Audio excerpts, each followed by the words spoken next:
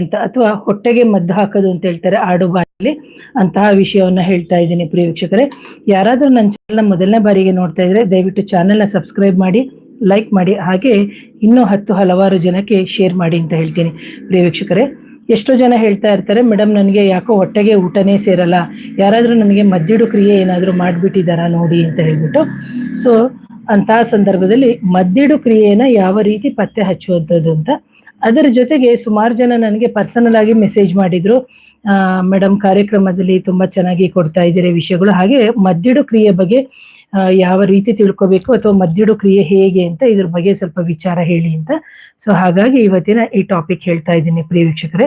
ಹಾಗಾಗಿ ಎಷ್ಟೋ ಜನ ಈ ತರ ಮದ್ದಿಡು ಕ್ರಿಯೆ ಆಗಿದೆ ಅಂತ ಹೇಳ್ತಾರೆ, ಅಂತಹ ಸಂದರ್ಭದಲ್ಲಿ ನಾವು ಹೇಗೆ ಪತ್ತೆ ಹಚ್ಕೊಳ್ಳುವಂಥದ್ದು ಅಂತ. ಸೊ ಇಲ್ಲಿ ಬಂದು ಮದ್ದಿಡು ಆಗಿದೆ ಅಂತಂದ ಸಂದರ್ಭದಲ್ಲಿ ಅಂತ ವ್ಯಕ್ತಿಗೆ ಒಂದು ಊಟ ಸೇರಲ್ಲ, ಜೊತೆಗೆ ಅವ್ರಿಗೆ ಏನ್ ಹೇಳ್ತಾರೆ ಅಂತಂದ್ರೆ ಒಂಥರ ಮನೆಯಲ್ಲಿ ಒಂಥರ ನೆಮ್ಮದಿಯಾಗೆ ಇರಕ್ಕಾಗಲ್ಲ, ಇದು ಕುಟುಂಬದಲ್ಲೇ ಒಂಥರ ಆ ವ್ಯಕ್ತಿ ಯಾರ ಜೊತೆನೂ ಇರಕ್ಕಾಗಲ್ಲ, ಒಂಥರ ಸುಸ್ತು ಸಂಕಟ ಆ ತರ ಎಲ್ಲ ಇರುತ್ತೆ.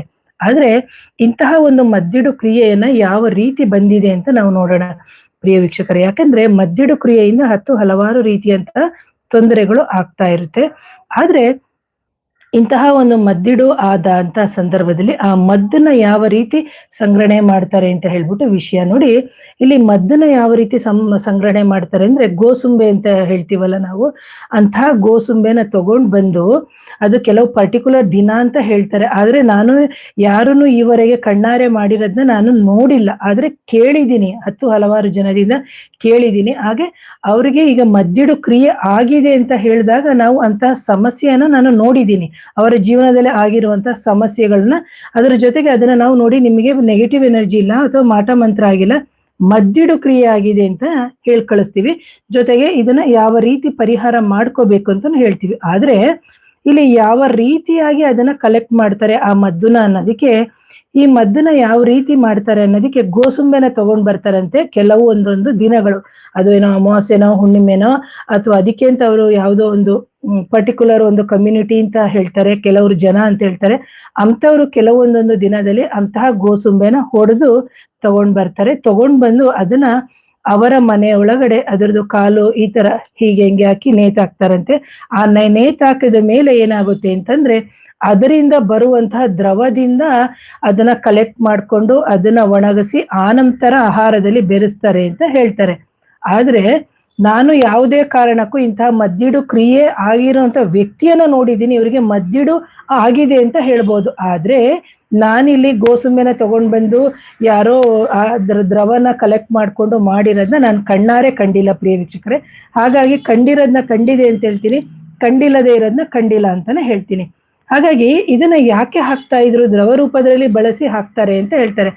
ಆದ್ರೆ ಇಂತಹ ದ್ರವ ರೂಪದಲ್ಲಿ ಹಾಕಿ ಬಳಸುವಂಥದ್ದು ಅದು ದೇವ್ರಿಗೆ ಗೊತ್ತು, ಅವ್ರು ಯಾಕೆ ಆ ತರ ಬುದ್ಧಿ ಕಲ್ತ್ಕೊಂಡಿದಾರೋ ಹೇಗೆ ಅಂತ. ಆದ್ರೆ ನಮಗೆ ಅವ್ರು ಹೇಳಿದ್ದು ಅಥವಾ ಯಾರೋ ಒಬ್ರು ಬಾಯಿಂದ ಹೇಳಿಕೆ ಕೊಟ್ಟಿರೋವಂಥದ್ದು ಅಥವಾ ಒಬ್ರು ಬಾಯಿಂದ ಒಬ್ರಿಗೆ ಬಂದಿರುವಂಥದ್ದು ಅಂದ್ರೆ, ಹಿಂದಿನ ಕಾಲದಲ್ಲಿ ರಾಜ ಮಹಾರಾಜರು ಯುದ್ಧಕ್ಕೆ ಹೋದಾಗ ಅವರಿಗೆ ನೇರವಾಗಿ ಹೋಗಕ್ಕೆ ಆಗ್ತಾ ಇಲ್ಲದೆ ಇದ್ದಂತ ಸಂದರ್ಭದಲ್ಲಿ ಅವರ ಒಂದು ಕುಟಿಲತೆ ಬುದ್ಧಿ ಇರುವಂತಹ ಜನಗಳನ್ನ ಯಾವ ರೀತಿಯಾಗಿ ನಾವು ಸೋಲಿಸ್ಬೇಕು ಅಥವಾ ಕೌಶಲ್ಯವಾದಂತಹ ವ್ಯಕ್ತಿಗಳನ್ನ ಈ ರೀತಿ ಮಾಡ್ತಾ ಇದ್ರಂತೆ. ಒಟ್ಟಾರೆಯಾಗಿ ಹೇಳೋದಾದ್ರೆ ಹಿಂದಿನ ಕಾಲದಲ್ಲಿ ಮದ್ದನ್ನ ಯಾರೋ ಒಬ್ರು ಮಾಡ್ಕೊಂಡು ಬರ್ತಾ ಇದ್ರು. ಆದ್ರೆ ಇದು ನಾನು ಹೇಳ್ದೆ ಯಾವ ಜಾತಿ ಇದು ಯಾವ ಜನಾಂಗ ಅಂತ ನಂಗೆ ಗೊತ್ತಿಲ್ಲ, ನಾನು ಅದನ್ನ ಹೇಳಕ್ಕೂ ಆಗಲ್ಲ. ಯಾಕಂದ್ರೆ ಇದನ್ನ ಸಿಟಿಲ್ ಮಾಡ್ತಾರ ಅಥವಾ ಹಳ್ಳಿಯವ್ರು ಮಾಡ್ತಾರ ಅಥವಾ ಆ ಊರ್ನವ್ರು ಮಾಡ್ತಾರ ಈ ಊರ್ನವ್ರು ಮಾಡ್ತಾರ ಅನ್ನೋದಕ್ಕೆ ನನ್ನ ಹತ್ರ ಯಾವುದೇ ರೀತಿಯ ಇದಿಲ್ಲ, ಪುರಾವೆಗಳಿಲ್ಲ, ನಾನು ನೋಡಿಲ್ಲ, ನೋಡಿದ್ರೆ ಮಾತ್ರ ಹೇಳ್ತೀನಿ. ಆದ್ರೆ ಶಾಸ್ತ್ರದಲ್ಲಿ ಅದಕ್ಕೆ ಒಂದು ಕಾಂಬಿನೇಷನ್ ಇದೆ, ಇಂಥ ಒಂದು ಕಾಂಬಿನೇಷನ್ ಇದ್ದಾಗ ಸಂದರ್ಭದಲ್ಲಿ ಮಾತ್ರ ಅದು ಮದ್ದಿಡಾಗುತ್ತೆ ಅಂತ ಹೇಳ್ತೀವಿ. ಆದ್ರೆ ಇಲ್ಲಿ ಯಾಕೆ ಇದನ್ನ ಹಾಕ್ತಾರೆ ಅಂದ್ರೆ ಎದುರಾಳಿಗಳನ್ನ ಮಟ್ಟ ಹಾಕ್ಲಿಕ್ಕೆ ಅಥವಾ ಎದುರಾಳಿಗಳ ಒಂದು ಹಾಳಾಗಕ್ಕೆ, ಜೊತೆಗೆ ಎದುರಾಳಿಗಳಲ್ಲಿ ಇರುವಂತಹ ಆಸ್ತಿ ಆಗಿರ್ಬೋದು, ಹಣ ಆಗಿರ್ಬೋದು, ಒಡವೆನ ಈ ತರ ಇದನ್ನ ದೋಚ್ಕೊಳ್ಳಕ್ಕೆ ಸಲುವಾಗಿ ಏನಾಗುತ್ತೆ ಅಂತಂದ್ರೆ ಅಂತಹ ಮದ್ದಿಡು ಕ್ರಿಯೆಯನ್ನ ಮಾಡಿರ್ತಾರೆ ಪ್ರಿಯ ವೀಕ್ಷಕರೇ. ಹಾಗೆ ಇದನ್ನ ನಾನು ಅತಿ ಚಿಕ್ಕದಾಗಿ ಹೇಳ್ತೀನಿ, ಮುಂದಿನ ಕಾನ್ಸೆಪ್ಟ್ ಅಲ್ಲಿ ಬೇಕಾದ್ರೆ ಇದಕ್ಕೊಂದು ಜಾತಕದ ಕಾಂಬಿನೇಷನ್ ಅಂದ್ರೆ ಒಂದು ಕಾಂಬಿನೇಷನ್ಸ್ ಇದೆ, ಆ ಕಾಂಬಿನೇಷನ್ ಅಲ್ಲಿ ಯಾವ ರೀತಿಯಾಗಿ ಹಾಕಿರ್ತಾರೆ ಊಟದಲ್ಲಿ ಅಂತ ನೋಡಿ. ಇದು ಬಲವಂತವಾಗಿ ಹಾಕಿ ಕೊಡೋದು, ಯಾರಾದ್ರೂ ತಗೊಂಡ್ ಬಂದ್ಬಿಟ್ಟು ಹಿಂಗ್ ಮಸಾಲೆ ಪುರಿಲಿ ಏನೋ ಹಾಕಿದೀನಿ ಅಂದ್ರೆ ನೀವು ತಿಂತೀರಾ? ಇಲ್ಲ, ಇದು ಕಣ್ಣಿಗೆ ಕಾಣದೇ ಇರುವಂತಹ ರೀತಿಯಲ್ಲಿ ಹಾಕುವಂಥದ್ದು. ಆದ್ರೆ ಎಷ್ಟೋ ಜನ ಹೇಳ್ತಾರೆ ಅವ್ರಿಗೆ ಮದ್ದಿಡು ಹಾಕ್ಲಿಲ್ಲ ಅಂದ್ರೆ ಅವ್ರ ಮನೆಗೆ ಒಳ್ಳೇದಾಗಲ್ಲ ಅಂತ ಹೇಳ್ತಾರೆ ಅಂತ. ಅದ್ರ ಬಗ್ಗೆ ನನ್ಗೆ ಗೊತ್ತಿಲ್ಲ. ಅವರು ಆತರ ಹೇಳ್ತಾರೆ, ಆದ್ರೆ ಆ ವಿಚಾರವಾಗಿ ನನಗೆ ಗೊತ್ತಿಲ್ಲ.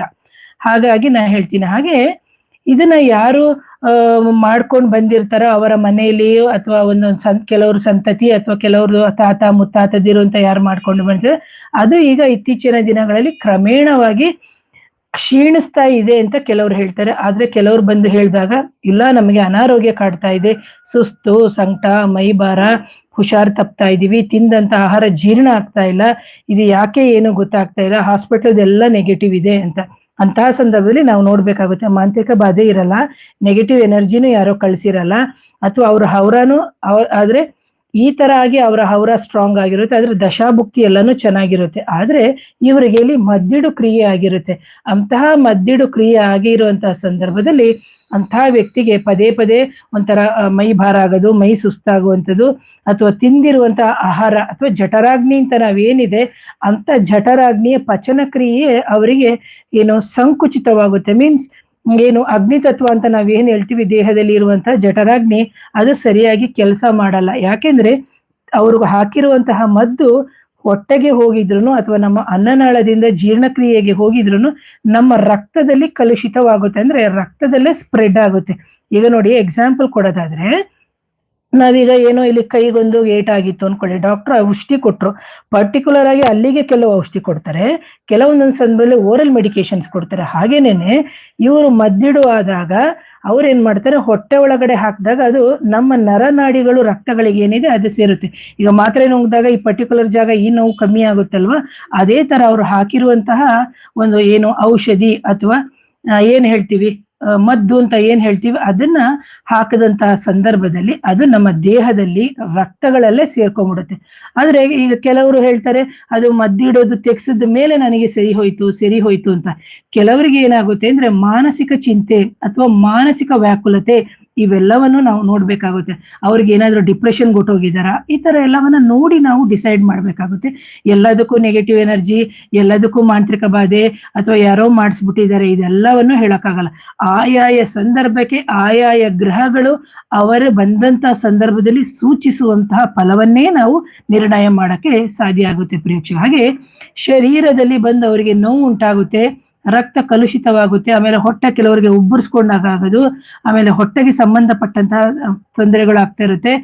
ಜೊತೆಗೆ ಅವರ ಕಣ್ಣುಗಳು ಒಂಥರ ಹಳದಿ ಬಣ್ಣ, ಈ ಜಾಂಡೀಸ್ ಬಂದಾಗ ಕೆಲವರಲ್ಲಿ ನೀವು ನೋಡ್ಬೇಕು ಎಲ್ಲೋ ಇರುತ್ತೆ, ಆದ್ರೆ ಇವರ ಕಣ್ಣುಗಳು ಒಂಥರ ಬಿಳಿ ಆಗೋದು, ಈ ನೈಲ್ಸ್ ಅಥವಾ ಉಗುರುಗಳು ಏನಿದೆ ಅದೆಲ್ಲಾನು ಒಂಥರ ಬಿಳುಚ್ಕೊಂಡಂಗ ಆಗುವಂಥದ್ದು ಆ ತರ ಆಗ್ತಾ ಇರುತ್ತೆ. ಅದ್ರ ಜೊತೆಗೆ ಎಷ್ಟೇ ಅನ್ನ ಆಹಾರಾದಿಗಳು, ಡ್ರೈ ಫ್ರೂಟ್ಸು ಅಥವಾ ಮಿನರಲ್ಸು, ವೈಟಮಿನ್ಸು, ಪ್ರೋಟೀನ್ಸ್ ಅಂತ ನಾವ್ ಏನ್ ಹೇಳ್ತೀವಿ ಅದೆಲ್ಲವನ್ನು ತಗೊಂಡ್ರೆ ಅವ್ರಿಗೆ ಜೀರ್ಣನೇ ಆಗಲ್ಲ. ಕೆಲವರಿಗೆ ರಿಪೀಟೆಡ್ ಆಗಿ ವಾಂತಿ ಆಗ್ತಾ ಇರುತ್ತೆ, ಅಥವಾ ಗಾಳಿ ತರನು ಬರ್ತಾ ಇರುತ್ತೆ. ಅಂತ ಸಂದರ್ಭದಲ್ಲಿ ನಾವು ನೋಡ್ಬೇಕಾಗುತ್ತೆ ಯಾಕೆ ಇದು ಆಗಿದೆ, ನೆಗೆಟಿವ್ ಎನರ್ಜಿ ಅಂತ ಅಲ್ಲ, ಮದ್ದಿಡು ಕ್ರಿಯೆಗೆ ಕಾಂಬಿನೇಷನ್ಸ್ ಇದೆ, ಆ ಕಾಂಬಿನೇಷನ್ ನ ಹೇಳ್ತೀನಿ. ಹಾಗೇನೇನೆ ಇಂತಹ ಮದ್ದಿಡು ಕ್ರಿಯೆನ ಕೆಲವ್ರು ಹೇಳ್ತಾರೆ, ಈ ಮದ್ದು ಇಟ್ಟಾಗ ನಮಗೆ ಅದೇನೋ ಉಪ್ಪಿಟ್ಟಲ್ಲಿ ಮಾಡಿ ಹಾಕಿದ್ರಂತೆ ಅಥವಾ ಅದು ಯಾವ್ದ್ರಲ್ಲೋ ಮಾಡಿ ಹಾಕಿದ್ರಂತೆ, ಇದನ್ನ ನಾವು ಹೋಗಿ ತೆಗೆಸ್ಬಿಟ್ಟು ಬಂದ ಮೇಲೆ ನಮಗೆ ಸರಿ ಆಯ್ತು ಅಂತ. ಆದ್ರೆ ಇಲ್ಲಿ ನಾನ್ ಹೇಳೋದು ಪ್ರೇಕ್ಷಕರಿಗೆ, ಮುದ್ದೆಲಿ ಹಾಕಿದ್ರು ಅನ್ಕೊಳ್ಳಿ, ಈ ಮುದ್ದೆ ಹೋಗಿ ತಿಂದ ಮೇಲೆ ನಮಗೇನಾಗುತ್ತೆ, ಡೈಜೆಷನ್ ಆಗಿ ಮಲದ ಮುಖಾಂತರ ಬರ್ಬೇಕು, ಏನೋ ತಿಂದಂತ ಆಹಾರ ತಗೊಂಡಂತಹ ದ್ರವಗಳೇನು ಮೂತ್ರದ ರೂಪದಲ್ಲಿ ನಮಗೆ ಏನು ಕಿಡ್ನಿ, ಬ್ಲಾಡರು, ಯೂರೆತ್ರ ಈ ತರ ಹೊರಗಡೆ ಬರುತ್ತೆ ನಮಗೆ. ಹಾಗೇನೇನೆ ತಿಂದಂತ ಆಹಾರ ಪದಾರ್ಥಗಳು ನಮಗೆ ಬರ್ಬೇಕು, ಮೋಷನ್ ಅಲ್ಲಿ ಬರ್ಬೇಕು. ಬಂದಿಲ್ಲ ಅಂತಂದ್ರೆ ಏನಾಗುತ್ತೆ, ನಮ್ಮ ಜಠರದಲ್ಲಿ ಇರುವಂತ ಅಥವಾ ದೊಡ್ಡ ಕರಳು ಸಣ್ಣ ಕರಳು ಏನಂತೀವಿ ಅಲ್ಲೆಲ್ಲೋ ಕಟ್ಕೊಂಡಿರುತ್ತೆ ಅಂತ ಹೇಳ್ತಾರೆ. ಆದ್ರೆ ಇಲ್ಲಿ ನೀವು ಅರ್ಥ ಮಾಡ್ಕೋಬೇಕು, ಇಂತಹ ಏನು ಹಾಕಿರುವಂತಹ ಮದ್ದು ಯಾವುದೋ ರೂಪದಲ್ಲಿ ಗಂಟು ರೀತಿಯಲ್ಲಿ ಆಯ್ತು, ಅಥವಾ ಕೂದಲಿನ ರೂಪದಲ್ಲಿ ಆಯ್ತು, ಅಥವಾ ಯಾವುದೋ ಒಂದು ಇದರ ತರ ಆಯ್ತು. ಆದ್ರೆ ಎಷ್ಟೋ ಬಾರಿ ವೈದ್ಯಕೀಯ ಲೋಕಕ್ಕೆ ಇದೆಲ್ಲ ಸವಾಲುಗಳಾಗಿರುವಂಥದ್ದು. ಬಾಯಿಂದ ಟ್ಯೂಬ್ ಹಾಕಿ ನೋಡ್ತಾರೆ, ಈ ತರ ಹೊಟ್ಟೆ ಹಸಿತಾ ಇಲ್ಲ, ಸುಸ್ತಾಗ್ತಾ ಇದೆ ಅಥವಾ ಹೊಟ್ಟೆಗೆ ಸೇರ್ತಾ ಇಲ್ಲ ಅಂದಾಗ ಎಂಡೋಸ್ಕೋಪಿ ಮಾಡ್ತಾರೆ. ಅಂತಹ ಎಂಡೋಸ್ಕೋಪಿ ಮಾಡಿದಾಗ ಡಾಕ್ಟ್ರು ಬಾಯಲ್ಲಿ ಏನು ಟ್ಯೂಬ್ ಹಾಕ್ಬಿಟ್ಟು ಕ್ಯಾಮರಾ ತರ ಹಾಕ್ಬಿಟ್ಟು ಈ ತರ ಒಂದು ಪೈಪ್ ಏನಿದೆ ಇದನ್ನೇ ಹಾಕ್ಬಿಟ್ಟು ಒಳಗಡೆ ಹಾಕಿ ದಪ್ಪದ ಈ ತರ ನೋಡ್ತಾರೆ, ಅನಸ್ತೇಶಿಯಾ ಕೊಟ್ಟು, ಲೋಕಲ್ ಅನಸ್ತೇಶಿಯಾ ಕೊಟ್ಟು. ಹಾಗಾದ್ರೆ ಅಲ್ಲಿ ಪರ್ಟಿಕ್ಯುಲರ್ ಆಗಿ ಏನಾದ್ರೂ ಪಾರ್ಟ್ಸು ಅಥವಾ ಮುದ್ದೆದು ಅಥವಾ ಏನಾದ್ರೂ ಉಳಿದಿದ್ರೆ ನಮ್ಗೆ ಕಾಣಿಸ್ಬೇಕಲ್ಲ ಇರ್ಬೇಕಲ್ವಾ, ಅಂತ ಕ್ಯಾಮ್ರಾ ಬಿಟ್ಟೇ ನೋಡಿರ್ತಾರೆ ಇದು ಮದ್ದಿಡು ಕ್ರಿಯೆ ಆಗಿದ್ರೆ. ಆದ್ರೆ ಮದ್ದಿಡು ಕ್ರಿಯೆ ಆಗಿಲ್ಲದಿದ್ರೆ ಯಾವುದೇ ರೀತಿಯ ಏನು ಈ ತರ ಸಮಸ್ಯೆಗಳು ಆಗಿರಲ್ಲ. ನಿಜವಾಗ್ಲೂ ಅದು ಕೆಲವ್ರು ಹೇಳ್ತಾರೆ, ಮೇಡಮ್ ನಮ್ಗೆ ಮದ್ದಿಡು ಆಗಿತ್ತು, ಒಡೆಲಿ ತಿನ್ನಿಸ್ಬಿಟ್ಟಿದ್ರು. ಒಡೆ ನಿಮಗೆ 8-10 ವರ್ಷದಿಂದ ನಿಮ್ಗೆ ಇರ್ತದ ಹೊಟ್ಟೆ ಒಳಗಡೆಗೆ? ದಯವಿಟ್ಟು ಅರ್ಥ ಮಾಡ್ಕೋಬೇಕು.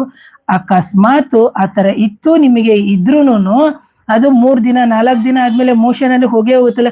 ಯಾಕಂದ್ರೆ ದಿನನಿತ್ಯ ನಮ್ಮ ಜೀವನದಲ್ಲಿ ಮಲಮೂತ್ರಾದಿ ವಿಸರ್ಜನೆಗಳನ್ನ ನಾವು ಮಾಡ್ತಾ ಇರ್ತೀವಲ್ಲ. ಆದ್ರೆ ಇದು ಹೇಗಾಗುತ್ತೆ ಅಂದ್ರೆ ರಕ್ತವನ್ನೇ ಕಲುಷಿತ ಮಾಡುತ್ತೆ ಇಂತಹ ಮದ್ದಿಡು. ಹಾಗಾಗಿ ಇಂತಹ ಮದ್ದಿಡು ಆದಂತಹ ಸಂದರ್ಭದಲ್ಲಿ ನಾವು ಎಚ್ಚೆತ್ಕೋಬೇಕು. ಚರ್ಮ ಎಲ್ಲ ಡ್ರೈ ಆಗೋದು, ಕಣ್ಣು ಒಣಗೋದು, ಸುಸ್ತಾಗೋದು, ಹೊಟ್ಟೆಗೆ ಊಟ ಸೇರದೇ ಇರೋದು, ಎಂತ ರುಚಿಯಾಗಿರುವಂತ ಅಡಿಗೆ ಮಾಡಾಕಿದ್ರು ರುಚಿ ಇಲ್ಲ ಅನ್ನೋದು, ನಾಲಿಗೆಗೆ ಮೊದ್ಲೇ ರುಚಿನೇ ಸಿಗ್ತಾ ಇಲ್ಲ ಅಂತ ಹೇಳುವಂಥದ್ದು, ಈ ತರ ಎಲ್ಲ ಹೇಳ್ತಾ ಇರ್ತಾರೆ. ಹಾಗಾಗಿ ಯಾವಾಗ ಅವರ ಜಠರಾಗ್ನಿ ಹಾಳಾಗಿ ಅಥವಾ ರಕ್ತ ಕಲುಷಿತವಾಗುತ್ತೋ ಅಂತಹ ಸಂದರ್ಭದಲ್ಲಿ ಇವರು ದೇಹದಿಂದ ಮದ್ದಿಡು ಕ್ರಿಯೆ ಏನಾಗಿದೆ ಅದನ್ನ ಕೆಲವರು ನೀವು ನೋಡ್ಬೇಕು, ನಾಡಿ ಬಡಿತದಲ್ಲೇ ನೋಡ್ಬಿಟ್ಟು ಹೇಳ್ತಾರೆ ಮದ್ದಿಡು ಕ್ರಿಯೆ ಆಗಿದೆ ಅಂತ. ಕೆಲವರು ಅಂತ ಕಡೆ ಹೋಗಿ ತೆಗೆಸ್ಕೊಂಡು ಬರ್ತಾರೆ. ಆದ್ರೆ ಇಂತಹ ಮದ್ದಿಡು ಕ್ರಿಯೆ ಆದಂತಹ ಸಂದರ್ಭದಲ್ಲಿ ಹಲವಾರು ವಿಧಾನದಲ್ಲಿ ನಾವು ಪರಿಹಾರ ಮಾಡ್ಕೋಬಹುದು. ಮೊದಲನೇದಾಗಿ ನಾವು ಅದಕ್ಕೆ ಹಿಂದಿನ ಕಾಲದಲ್ಲಿ ಹೇಳ್ತಾ ಇದ್ರು, ಯಾರ ಮನೆಗೂ ಹೋದಾಗ್ಲೂ ನೀವು ಊಟ ಮಾಡಬೇಡಿ, ಅನ್ನೆಸೆಸರಿ ಆಗಿ ಅನ್ವಾಂಟೆಡ್ ಆಗಿ ನೀವು ತಿನ್ಬೇಡಿ. ಕೆಲವ್ರಿಗೊಂದು ಚಪಲ ಇರುತ್ತೆ, ಹೋದ್ರೆ ತಿನ್ಬೇಕು ಕುಡಿಬೇಕು ಆ ತರ ಎಲ್ಲಾನು. ಕೆಲವ್ರು ಆಡ್ಕೋತಾರೆ, ಅಯ್ಯೋ ಅವ್ರ ಮನೇಲಿ ಏನು ಕೊಟ್ಟಿಲ್ಲ ಅಂತ. ಆತರ ಕೊಡದೇ ಇರೋದೇ ಒಳ್ಳೇದು ಅಂತ ನಾನು ಅನ್ಕೋತೀನಿ. ಯಾಕಂದ್ರೆ ಇವತ್ತಿನ ದಿನ ಯಾರು ಹೇಗೆ ಏನು ಅಂತಾನೆ ನಂಬಕ್ಕೆ ಅಸಾಧ್ಯವಾಗಿರುವಂತದ್ದು. ಸೊ ಅಂತಹ ಸಂದರ್ಭದಲ್ಲಿ ನಿಮಗೆ ಯಾರದೇ ಮನೆಗೆ ಹೋದಾಗ ಒಂದು ಡೌಟ್ ಬಂತು ಅಂತ ಅನ್ಕೊಳ್ಳಿ, ನಾನು ಅವ್ರ ಮನೇಲಿ ತಿನ್ಬೇಕಿತ್ತ ಅಕಸ್ಮಾತ್ ಅಂತಹ ಸಂದರ್ಭದಲ್ಲಿ ನೀವು ಅವರ ಮನೆಗೆ ಒಂದು ತಂತ್ರ ಇದು ಬಂದು ನೋಡಿ, ಇಂತಹ ಗೋಡೆ ಅಥವಾ ಬಾಗ್ಲಂತ ಏನಿದೆ ಅವರ ಮನೆಯ ಹಿಂಬಾಗಲನ್ನ ನೀವು ಈ ತರ 3 ಸತಿ ಟ್ಯಾಪ್ ಮಾಡಿ ಬರ್ಬೇಕು. ಆ ನಂತರದಲ್ಲಿ ಬಂದು ನೀವೇನ್ ಮಾಡ್ಬೇಕು, ನಿಮ್ಮ ಮನೆಗೆ ಕೈಕಾಲು ತೊಳ್ಕೊಂಡು ಬರ್ಬೇಕಾಗುತ್ತೆ. ಕೈಕಾಲು ತೊಳ್ಕೊಂಡ್ ಬಂದು ಸತತವಾಗಿ 2 ಏಲಕ್ಕಿ ನೀವು ಬೆಳಿಗ್ಗೆ 2 ಏಲಕ್ಕಿ, ಸಂಜೆ 2 ಏಲಕ್ಕಿಯನ್ನ ನೀವು ಸತತವಾಗಿ 48 ದಿನಗಳ ಕಾಲ ಜಗಿದು ಅದರ ರಸವನ್ನು ಕುಡಿಯೋದ್ರಿಂದ, ಅಂದ್ರೆ ಆಗ ಫ್ರೆಶ್ ಆಗಿ ನಿಮಗೆ ಡೌಟ್ ಬಂತು, ಯಾಕೋ ನಾನು ಅವ್ರ ಮನೇಲಿ ತಿಂದಿದ್ದು ನನಗೆ ಸಮಾಧಾನ ಆಗಿಲ್ಲ, ಅಲ್ಲಿ ತಿಂದು ಬಂದ್ಮೇಲೆ ನಮ್ಗೆ ಯಾಕೋ ಒಂಥರ ಮೈಕೈ ನೋವು ಬಂದಂಗಾಯ್ತು, ಒಂಥರ ಹೊಟ್ಟೆ ನುಲ್ತಾ ಬಂದಿದೆ, ಒಂಥರ ಅಸಮಾಧಾನ, ತಿನ್ನೋದಿಗೆ ನನಗೊಂಥರ ಸ್ಯಾಟಿಸ್ಫ್ಯಾಕ್ಷನ್ ಆಗಿಲ್ಲ ಅಂತ ಕೆಲವ್ರು ಹೇಳ್ತಾರೆ. ಅಂತಹ ಸಂದರ್ಭದಲ್ಲಿ 2 ಏಲಕ್ಕಿಯನ್ನ ನೀವು ಜಗದು ಊಟ ಅಂದ್ರೆ ಊಟ ಆದ ನಂತರದಲ್ಲಾದ್ರೂ ತಗೋಬಹುದು, ಅಥವಾ ಊಟಕ್ಕಿಂತ ಮುಂಚೆನಾದ್ರೂ ಸತತವಾಗಿ 48 ದಿನಗಳ ಕಾಲ ನೀವು ಮಾಡ್ಕೋಬಹುದು ಪ್ರಿಯ ವೀಕ್ಷಕರೇ. ಹಾಗೆ ಇಂತಹ ಮದ್ದಿಡು ಕ್ರಿಯೆಯನ್ನ ಒಂದು ಜಾತಕದಲ್ಲಿ ಒಂದು ಕಾಂಬಿನೇಷನ್ ಇದೆ, ಅದರ ಜೊತೆಗೆ ಯಾವ ರೂಪದಲ್ಲಿ ಅದನ್ನ ಹಾಕ್ತಾರೆ ಅಂದ್ರೆ, ಈಗ ಅನ್ನ ಆಹಾರಾದಿಗಳು ಅಂತ ಯಾವುದರಲ್ಲಿ ಹಾಕ್ತಾರೆ ಅನ್ನೋದನ್ನ ನನ್ನ ಮುಂದಿನ ವಿಚಾರದಲ್ಲಿ ತಿಳಿಸ್ತೀನಿ ಪ್ರೇಕ್ಷಕರೇ. ಯಾರಿಗಾದ್ರೂ ಇಂತಹ ಮದ್ದಿಡು ಕ್ರಿಯೆ ಆದಂತಹ ಸಂದರ್ಭದಲ್ಲಿ ಯಾವ ರೀತಿಯಾಗಿ ಪತ್ತೆ ಹಚ್ಚೋದನ್ನು ನಿಮ್ಮ ಮನೆಯಲ್ಲೇ ನೀವು ಸರಳವಾಗಿ ಯಾವ ರೀತಿ ಪತ್ತೆ ಹಚ್ಚುವಂತಹ ವಿಧಾನವನ್ನು ಸಮೇತ ನಾನು ನನ್ನ ಮುಂದಿನ ವಿಡಿಯೋದಲ್ಲಿ ತಿಳಿಸ್ತೀನಿ. ಯಾರಿಗಾದ್ರೂ ಮಾಂತ್ರಿಕ ಬಾಧೆ ಆಗಿದ್ರೆ, ನಕಾರಾತ್ಮಕ ಶಕ್ತಿಗಳು ಮೈಯಲ್ಲಿದ್ರೆ, ಅಥವಾ ಪದೇ ಮಾಂತ್ರಿಕ ಬಾಧೆ ಆಗಿ ಯಾರೋ ಅನ್ಯ ಆತ್ಮಗಳನ್ನ ಕಳಿಸ್ತಾ ಇದ್ದಾರೆ, ಅಥವಾ ಅಮಾವಾಸ್ಯೆ ಹುಣ್ಣಿಮೆಗಳಲ್ಲಿ ಹುಷಾರ್ ತಪ್ತಾ ಇದೀವಿ, ಪದೇ ಎಲ್ಲಾ ರಿಪೋರ್ಟ್ಸ್ ನಾರ್ಮಲ್ ಇದೆ, ಬಟ್ ಆದ್ರೂ ನನಗೆ ಆರೋಗ್ಯ ಸಮಸ್ಯೆ ಕಾಡ್ತಾ ಇದೆ ಅಂತ ಹೇಳಿ ಸಂದರ್ಭದಲ್ಲಿ ನನ್ನ ವೈಯಕ್ತಿಕ ನಂಬರ್ ಕೊಟ್ಟಿದ್ದೀನಿ, ಅಂದ್ರೆ ವಾಟ್ಸಾಪ್ 7019806595 ಆ ನಂಬರ್ಗೆ ಮೆಸೇಜ್ ಮಾಡಿ. ಆ ನಂತರದಲ್ಲಿ ನಾನು ಪ್ರೊಸೀಜರ್ ಇರುತ್ತೆ, ನಾನು ಡೇ ಟು ಟೈಮ್ ಕೊಡ್ತೀನಿ, ಆ ಡೇ ಟು ಟೈಮಿಗೆ ಬಂದು ಕನ್ಸಲ್ಟೇಷನ್ ತಗೋಬಹುದು ಪ್ರೇಕ್ಷಕರೇ. Once again thank you. ಹಾಗೆ ಇಂತಹ ವಿಡಿಯೋಗಳನ್ನ ಹಲವಾರು ಜನಕ್ಕೆ ನೀವು ಅಂದ್ರೆ ಶೇರ್ ಮಾಡಿ ಅಂತ ಹೇಳ್ತೀನಿ. Once again thank you. ನಮಸ್ತೆ.